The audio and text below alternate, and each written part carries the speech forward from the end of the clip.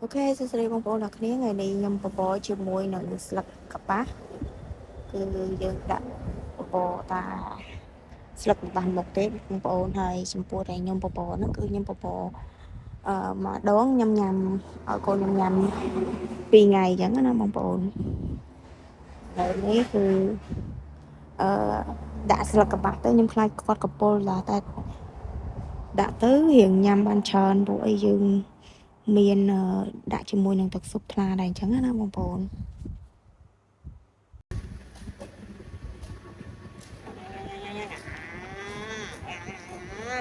ងាប់ងាប់អូនជួយចិត្តបបរណាចិត្តបបរ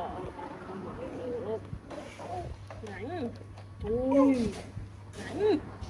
ណាញ់នេះកូនណាញ់បាន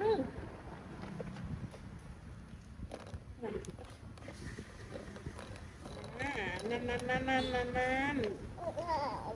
Nè, mam lấy con này.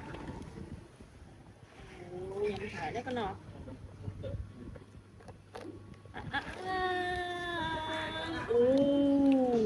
Hey, chắc chắn. Chắc ta phải bò nắng. Chọc rồi à, chọc mà ơi, ăn tập sụp này, nên con nè. Tê, ở toàn thôi. Chinh.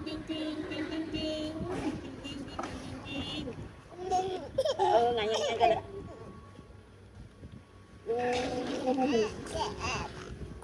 Ấp. Dạ. Ấp. Ngày nhiều hết. Ngày lạng tôi nè.